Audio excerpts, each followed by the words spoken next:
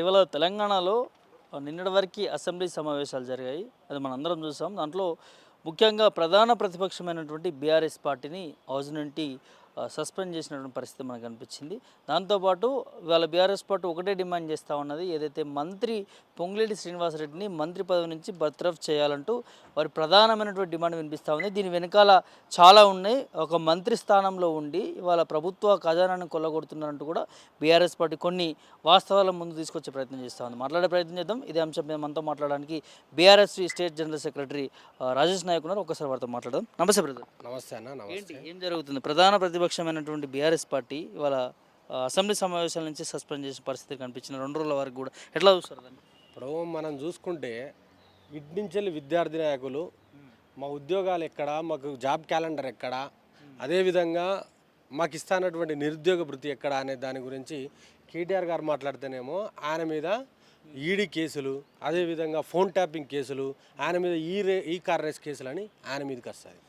ఇటు సైడ్ నుంచి రైతులు మాకు రైతు బంధు ఎక్కడ, రైతు బీమా ఎక్కడ, అదేవిధంగా మాకు యూరియా ఎక్కడ, కరెంట్ ఎక్కడ అని చెప్పేసి వీళ్ళిటి నుంచి అడిగితే కేసీఆర్ గారి మీదనేమో కాళేశ్వరం స్కామ్ అని వస్తుంది. ఇదంతా పోగా మధ్యలో నుంచి వెళ్ళి నడి బొడ్డున తెలంగాణ అసెంబ్లీ గడ్డ మీద నుంచి వెళ్ళి నిలబడి వీళ్ళు ఇచ్చినటువంటి 6 గ్యారంటీలు 420 హామీల గురించి ప్రశ్నించినందుకు వాళ్లకు షోకాజ్ నోటీసులు ఇచ్చి వాళ్లకు సస్పెన్షన్ చేసే దుకాణం ఉన్నది తప్ప మొత్తం డైవర్ట్ చేసుడే తప్ప వీళ్ళు చేసేది ఏది లేదన్న. ఎందుకంటే తెలంగాణ రాష్ట్ర ప్రజలు 4 కోట్ల మంది క్లియర్గా చూస్తున్నారు, ఏం జరుగుతూ ఉన్నది అనేది చూస్తున్నారు. మీరు అబ్జర్వ్ చేయండి, తెలంగాణ రాష్ట్ర అసెంబ్లీలలో ఇవాళ మొన్న జరిగినటువంటి ఈ అసెంబ్లీ మొత్తం ఈ సీజన్ మొత్తంలో ఎక్కడ కూడా ఒక టకీలా అనే ఒక ఇప్పపు సారా మీద జరిగిన చర్చ దాదాపు ఒక రోజు మొత్తం దాని మీద చర్చ జరిగింది. కానీ మా నిరుద్యోగుల ఇష్యూల మీద, మా యొక్క 2 లక్షల ఉద్యోగాల మీద, మా నిరుద్యోగ భృతి మీద, అదేవిధంగా మాకు ఇచ్చినటువంటి హామీల మీద కానీ ఎక్కడ కూడా చర్చ చేయరు వీళ్ళు. అంటే ఇదంతా ఏంది తతంగం అని చెప్పేసి ప్రధాన ప్రతిపక్ష పార్టీగా బీఆర్ఎస్ అడిగితే వాళ్ళందరినీ సస్పెండ్ చేసే కార్యక్రమం. సభా మర్యాదలని కాపాడే విధంలో సభా మర్యాదలు విఘాతం చేసింది బీఆర్ఎస్ పార్టీ. అటు ముఖ్యమంత్రి చెప్పినా కూడా దీని మీద ఖచ్చితంగా యాక్షన్ తీసుకురావని చెప్పినా కూడా బీఆర్ఎస్ నాయకులు వెనక్కి తగ్గ. సభా మర్యాదలు అనేవి బీఆర్ఎస్ పార్టీకి వస్తాయా? వర్తిస్తాయా? కాంగ్రెస్ పార్టీకి కూడా వర్తిస్తాయి కదా. ఒక మందుల సామెలు అనేటోడు కూడా ఒక మందు తాగినోడు లెక్క, ఒక సారా తాగినోడు లెక్క ఎట్లొరుతుండు ఆయన నిండు అసెంబ్లీలో? ఆయన ఎట్లొరుతుండు? పోనీ రేవంత్ రెడ్డి అనేటోడు స్వయాన ఆయన ముఖ్యమంత్రిగా ఉండి నిండు సభలల్లో ఏం మాట్లాడిండన్నా, మీ జర్నలిస్టులనే బట్టలు కూడా తీసి కొడతా నేను నడి రోడ్డు మీద అని మాట్లాడిండు. అప్పుడు సభా మర్యాద ఎటు బీకింది. అదేవిధంగా కేసీఆర్ గారిని రండా అన్నాడు, బడవే అన్నాడు, కేసీఆర్ గారిని ఊరేస్తా అన్నాడు, సంపుతా అన్నాడు, దాంట్లో చెర్ల పడేస్తా అన్నాడు. అవన్నీ అవి సభా మర్యాద కిందికి రాదా? సభా మర్యాద కిందికి రాదా? వీళ్ళు చేస్తారో సంసారాలు, మంది చేస్తారో వ్యభిచారం. ఇది ఎక్కడి కథ? ఇట్లాంటి తతంగాన్ని తెలంగాణ సమాజం క్షమించదుగాక క్షమించదు. ఇప్పుడు వీళ్ళు ప్రతిపక్ష పార్టీగా దాదాపుగా 29 మంది ఆడ నిండు అసెంబ్లీలో ఉంటే ప్రజలు వీళ్ళకి ఎందుకు ఇచ్చిల్లన్నా? వాళ్ళు ఇచ్చినటువంటి హామీల గురించి ప్రశ్నించాలి, వీళ్ళు చేస్తున్న తప్పుల గురించి వెలుగెత్తాలి, మనకేం కావాలో అడగాలని దాని గురించి ఇచ్చిళ్ళు. కానీ ఇవన్నీ మాట్లాడితే తప్పు. కాంగ్రెస్ వాళ్ళు చేస్తున్న దాని గురించి మాట్లాడి భజన కొడితే రైటా? ఇది ఎక్కడి సాంప్రదాయము? ఈ సాంప్రదాయం ఎక్కడైనా ఉన్నదా? గత ప్రభుత్వాలలో కేసీఆర్ గారు ఏం చేశారు? స్వయాన జానారెడ్డి గారి దగ్గర నుంచి వెళ్ళి, అదేవిధంగా సీనియర్ నాయకుల దగ్గర నుంచి వెళ్ళి అడ్వైజులు తీసుకొని ఉండే. కానీ ఇప్పుడు వీళ్ళు ఏం చేస్తున్నారన్న? అడ్వైజులు కాదు కదా, కనీసం వాళ్ళు మాట్లాడితే కూడా పక్క నుంచి వెళ్ళి ఆ గిప్పులు అంత తలగబడి ఇంటరప్ట్ అవ్వడు, మైకులు కట్ చేసుడు, ఒర్రుడు, అదేవిధంగా కనీసం మాట్లాడుతుంటే కూడా ఫేస్ చూపెట్టకపోవడము. ఇదెక్కడి కథ అన్న? ఇదెక్కడి దురాగతం తెలంగాణ రాష్ట్రంలో? కాబట్టి దీన్ని ఎట్టి పరిస్థితుల్లో క్షమించే పరిస్థితిలో లేదు. అంటే ఇంకో అంశము, మీరు ప్రధానంగా మంత్రి పొంగులేటి శ్రీనివాసరెడ్డి మంత్రి పదవి నుంచి తొలగించాలంటున్నారు. మీ దగ్గర ఏమైనా ఆధారాలు ఉన్నాయా? 1,000% ఆధారాలు ఉన్నాయి. మీరు అడుగుతున్నారు కాబట్టి నేను చెప్తానండి. రాఘవ కన్స్ట్రక్షను ఇండియా లిమిటెడ్ అనే కంపెనీ స్వయాన వాళ్ళ కొడుకుది. అందులో 2023 వరకేమో ఈయన మెంబర్ ఉండే. ఎవరు? పొంగులేటి శ్రీనివాసరెడ్డి అనేటోడు కూడా ఒక మెంబర్ ఉండే. ఒక ఇట్లే ABN Radha open with heart with RK తోటి ఇంటర్వ్యూ జరుగుతా అంటే, నేను 30 సంవత్సరాలుగా కష్టపడి నిర్మించుకున్న సామ్రాజ్యమే రాఘవ కన్స్ట్రక్షన్ అని చెప్పిండు. ఎవరు? ఆ ఎవిడెన్సెస్ ఉన్నాయి, ఆ వీడియోస్ ఉన్నాయి. ఇదే పొంగులేటి శ్రీనివాస్ రెడ్డి చెప్పిండు. మరి ఇవాళనేమో రాఘవ కన్స్ట్రక్షన్కి నాకు సంబంధం లేనని మాట్లాడతాడు. ఎట చెప్పాలి వీళ్ళను? ఒక మంత్రివా నువ్వు, ఇంకేమైనావా? ఏం మాట్లాడతావు? సోయి ఉండాలి కదా. ఇప్పుడు రాఘవ కన్స్ట్రక్షన్కు ఈయనను రిజైన్ చేయాలని చెప్పాల్సిన అవసరం మాకు ఎందుకు వచ్చింది అని అంటే, అక్కడ వచ్చేసి శంషాబాద్ మండలంలోని కోత్వాలగూడ గ్రామంలో సర్వే నెంబర్ 55 60 65 అదేవిధంగా 70 72 ఈ సర్వే నెంబర్లో దాదాపుగా 300 ఎకరాలకు సంబంధించిన భూమి, అసైన్డ్ భూమి, అది గవర్నమెంట్ ల్యాండ్ ఉంటుంది అక్కడ. అప్పుడు ఏమైంది, 1978లో ఉమ్మడి ఆంధ్రప్రదేశ్ రాష్ట్రంలో అప్పుడు కాంగ్రెస్ గవర్నమెంట్ ఏం చేస్తుంది అని అంటే, దాదాపుగా 200 ఎకరాల వరకు అక్కడ ఉన్నట్టు ఇది అసైన్డ్ భూమి, మొత్తం గుట్టలు శెలకలు గిల్ల అన్నీ ఉన్నాయి, ఆ ఊరి ప్రజలకు వాడుకో అని చెప్పేసి 200 ఎకరాలు ఇస్తుంది.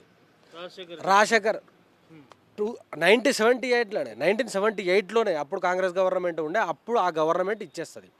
ఆ తర్వాత ఏం చేస్తుంది అంటే, ఈ పాడుపడ్డ భూమి ఎటు పనికొస్తలేదు, ప్రజలకు కూడా పనికొస్తలేదు అని చెప్పేసి 2007లో ఐ థింక్ 2007లో దాన్ని ఏం చేస్తాడు రాజశేఖర్ రెడ్డి అనేట ఆయన రిటర్న్ తీసుకుంటాడు. ఆ భూమిని రిటర్న్ తీసుకొని అది వచ్చేసి దిల్ అనే కంపెనీకి 2008లో అప్పచెప్తాడు. దిల్ అనే కంపెనీ వచ్చేసి పెద్ద పెద్ద బిల్డింగ్లు కడుతుంది, ఇక్కడ పెద్ద పెద్ద కన్స్ట్రక్షన్ నిర్మిస్తుంది, మనకు ఆదాయం రెవెన్యూ జనరేట్ అవుతుంది అని చెప్పేసి ఆ దిల్ అనే కంపెనీకి రాజశేఖర రెడ్డి ఆయన అప్పచెప్తాడు. ఆ దిల్ అనే కన్స్ట్రక్షన్ కంపెనీకి వివిధ కేసులు ఉన్నాయి, దాని మీద కోట్లల్లో కేసులు ఉన్నాయి, అది మంచి కంపెనీ కాదని చెప్పేసి 2014లో తెలంగాణ రాష్ట్ర గవర్నమెంట్ కేసీఆర్ గారు వచ్చిన తర్వాత వాళ్ళ దగ్గర నుంచి వెళ్ళి రిటర్న్ తీసుకొని ఆ భూమిని అసైన్లోనే అది మన దగ్గరనే ఉన్నది, అది ప్రభుత్వం దగ్గరనే ఉన్నది 300 ఎకరాలు స్టిల్ నౌ. ఇప్పుడు కూడా మీరు రికార్డులలో చూస్తే ఆ సర్వే నెంబర్లన్నీ కొట్టి చూస్తే అది అసైన్ భూమి అని వస్తుంది. వీళ్ళు కాంగ్రెస్ గవర్నమెంట్ వచ్చిన తర్వాత రీసెంట్లీ మొన్నటికి మొన్న వీళ్ళు ఆ మొత్తం భూమిని 33 సంవత్సరాలకు పొంగులేటి శ్రీనివాస్ రెడ్డి అనేటోడు రాఘవ కన్స్ట్రక్షన్ పేరు మీద లీజుకు తీసుకుంటాడండి. 33 సంవత్సరాలకు లీజుకు తీసుకుంటాడు. అది వచ్చేసి మొత్తం ఆ సర్వే ఏరియా మొత్తము 111 జీవో కిందకి వస్తుంది. ఎందుకు 111 జీవో అని అంటే, అక్కడ పొల్యూషన్ జరగద్దు, ఇక్కడ స్పీసెస్ ఉంటాయి, ఇక్కడ జనాలు పొల్యూషన్ జరగద్దు కాబట్టి ఎటువంటి కన్స్ట్రక్షన్ జరగద్దు అని చెప్పేసి, ఇలాంటి ఇల్లీగల్ యాక్టివిటీ జరగద్దని 111 జీవో ఉంటుంది. అయినా కూడా దాన్ని తుంగలో తొక్కి వీళ్ళకి కావాల్సినటువంటి వీళ్ళకు జనరల్గా మనం చూసుకుంటే ఒక కన్స్ట్రక్షన్ ఈ యొక్క మనకు ఆ యొక్క కన్స్ట్రక్షన్స్ ఉన్నది కదా, ఆ కంపెనీ ఉన్నది కదా, దానికి మనకు పర్మిషన్స్ రాఘవ కన్స్ట్రక్షన్ పర్మిషన్స్ రావాలి అని అంటే మనకు మినరల్ డెవలప్మెంట్కి సంబంధించిన వాళ్ళు కూడా లైసెన్స్ ఇవ్వాలి. అదేవిధంగా 50,000 రూపాయలతోటి వీళ్ళు ఫీజు కట్టాలి. ఇండస్ట్రియల్ డిపార్ట్మెంట్ నుంచి కూడా వీళ్ళు అనుమతి తీసుకోవాలి. ట్రాన్స్కో జెన్కో మన పవర్ డిపార్ట్మెంట్ గురించి కూడా వీళ్ళు పర్మిషన్స్ తీసుకోవాలి.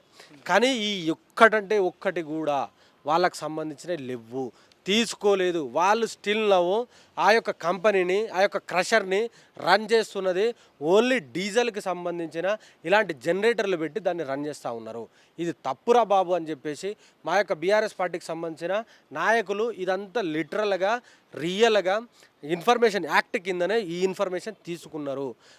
ఆ తదుపరి నేత్రంలో అక్కడ ఉన్నటువంటి మినరల్ డెవలప్మెంట్ వాళ్ళు, అదేవిధంగా పవర్ డెవలప్మెంట్ వాళ్ళు, పవర్కి సంబంధించిన శాఖ వాళ్ళకు నోటీసులు కూడా జారీ చేయడం జరిగింది. అక్కడ దాదాపుగా 11,000కు సంబంధించిన క్యూబిక్ మీటర్లకు సంబంధించిన మెట్రిక్ టన్నులకు సంబంధించిన మెటీరియల్ కూడా ఉన్నది. ఇదంతా ఇల్లీగల్ అని చెప్పేసి చెప్తే, ఒక హైదరాబాద్ నడిబొడ్డు మీద స్వయాన ఒక మంత్రి గారికి సంబంధించిన క్రషరు, ఆ యొక్క కన్స్ట్రక్షన్ కంపెనీకి సంబంధించిన దుకాణం నడుస్తుందిరా బాబు, ఇది ఇల్లీగలు. 1 సంవత్సరము ఫస్ట్ 1 ఇయర్ ఏమో నడిపిర్రు, సంవత్సరం నడిపినందుకు మీరు షోకాజ్ నోటీసులు ఇచ్చిర్రు, 10,000 రూపాయలు కట్టమంటే 10,000 కట్టలే వాళ్ళు, దానికి సంబంధించిన పెనాల్టీ. సెకండ్ ఇయర్ కూడా నోటీసులు ఇచ్చిర్రు, సెకండ్ ఇయర్ కట్టరా బాబు అని అంటే కట్టలే. కానీ ఈ యొక్క యాక్ట్లో ఉంటుంది, మినరల్ డెవలప్మెంట్కి సంబంధించిన యాక్ట్లో ఉంటుంది, 2 సంవత్సరాలు ఎగ్గొడితే వీళ్ళ దగ్గర నుంచి 25,000 రూపాయల జరిమానా తీసుకోవాలి. ఆ సంబంధిత వాళ్ళు ఎవరైతే ఉన్నారో చైర్మన్, వాడిని 1 ఇయర్ జైలు శిక్ష చేయాలని చెప్పేసి ఉంటుంది. అదే మా యొక్క నాయకులు డిమాండ్ చేశారు కదా, దాని గురించి మాట్లాడితే ఇంకేదేదో చేస్తారు, ఇంకేదేదో తీసుకొచ్చి మాట్లాడతారు. ఇది ఎక్కడ దుకాణము? స్వయాన మంత్రి మెంబర్గా ఉన్నటువంటి మంత్రి కొడుకే కన్స్ట్రక్షన్ కంపెనీ పెట్టుకున్నాడు. ఇవాళ లత్కోర్ రాజకీయాలు, ఇలాంటి లుచ్చా రాజకీయాలు చేయడం ఇది ఎక్కడదండి? దాని మీద కమిటీ చేస్తాము, ఖచ్చితంగా అక్రమానికి పాల్పడితే యాక్షన్ కూడా తీసుకుంటామని రేవంత్ రెడ్డి అసెంబ్లీ సమావేశాలు చెప్పిన సందర్భం ఉంది. మేము కూడా దానికి సంబంధించిన కమిటీ వేయండి అని చెప్తాం కదా, ఇంకేం చెప్పినాం? బర్తరఫ్ చేయాలి కదా, సస్పెండ్ చేయాలి కదా మంత్రిని, సదరు మంత్రిని. అలా కొడుకుకు సంబంధించిన వేలాది కోట్ల రూపాయలకు సంబంధించిన ఇవాళ నిధులను డబ్బులను ఇవాళ మన సంపదను కొల్లగొడుకొని పోతూ ఉంటే చూస్తూ నవ్వుకుంటారు ఎవడైనా. ఇలాంటి మాట్లాడితేనేమో వేరే రకంగా మాట్లాడతారు వీళ్ళు. ఇవాళ వీళ్ళ చేతిలో అధికారం ఉన్నది, వీళ్ళ చేతిలో పోలీసు వాళ్ళు ఉన్నారు, వీళ్ళ చేతిలో డిపార్ట్మెంట్లు ఉన్నాయని చెప్పేసి ఇలాంటి లత్కోర్ రాజకీయాలు, లఫంగా రాజకీయాలు చేస్తారా వీళ్ళు? 10 సంవత్సరాలు కూడా చాలా జరిగినాయి అంటూ మంత్రి శ్రీధర్ బాబు కూడా మాట్లాడిన సందర్భం కనిపించింది. బయటికి వచ్చి కూడా వాళ్ళు చెప్పారు కదా మొగోళ్ళు లెక్క. ఇదే హరీష్ రావు గారు చెప్పిండు కదా, మా తమ్మునికి వాటాలు ఉన్నాయని చెప్పినావు, మా మామకు ఉన్నాయని చెప్పినావు, ఇంకా నా కుటుంబ సభ్యులకు ఉన్నాయని చెప్పినావు కదా, దాని మీద విచారణ జరుపు, దీని మీద విచారణ జరుపు అని చెప్తానము. మొగోని మాటనే కదా. మరి దాని గురించి మాట్లాడకుండా ఇవాళ ఈ డైవర్ట్ చేసుకుంటా ఈ దుకాణం అంతా వాళ్ళకి సంబంధించిన అన్ని క్లియర్ చేసుకుంటా పోతే మాత్రం తెలంగాణ రాష్ట్ర ప్రజలు సహించరు. అన్నీ చూస్తూ ఉన్నారు, ప్రతిదీ గమనిస్తూ ఉన్నారు. అదేవిధంగా బీఆర్ఎస్ పార్టీ వీళ్ళు చేస్తున్నట్టు అరాచకాలను ఎవ్రీథింగ్ రాసుకుంటా ఉన్నది. రేపు గవర్నమెంట్ వచ్చిన తర్వాత వీళ్ళు ఎలాంటి పరిస్థితిలో ఉంటారో చూద్దాం మనం. ఇప్పటికే గవర్నర్ కూడా కంప్లైంట్ చేశారు. ఎట్లా ముందుకు వెళ్ళబోతుంది ఈ అంశం మీద బీఆర్ఎస్? ఇగో దఫల వారీగా ఉంటుందన్న. అసెంబ్లీలో దాని గురించి చర్చ లేవనెత్తినాము. ఇలా తెలంగాణ రాష్ట్ర ప్రజల ముందుకు ఆ యొక్క ఇష్యూని పెట్టగలిగారు బీఆర్ఎస్ పార్టీ నాయకులు. అదేవిధంగా నెక్స్ట్ దఫల వారీగా గవర్నర్ గారికి కూడా ఎక్స్ప్లెయిన్ చేశారు. ఆ తర్వాత కోర్టు, దాని తర్వాత జనాలకు పోతాము, జనాలు ఎక్స్ప్లెయిన్ చేస్తాము. ఆ రకంగా చేసిన తర్వాత వీళ్ళు ఇంకేమైనా చర్యలు తీసుకోకపోతే మాత్రం నెక్స్ట్ గవర్నమెంట్ వచ్చిన తర్వాత ఎవడైతే కన్సర్న్ మంత్రి, అదేవిధంగా కన్సర్న్ డిపార్ట్మెంటు, ఆ సంబంధించిన వాళ్ళు ఏ పరిస్థితిలో ఉంటారో మనం చూద్దాం.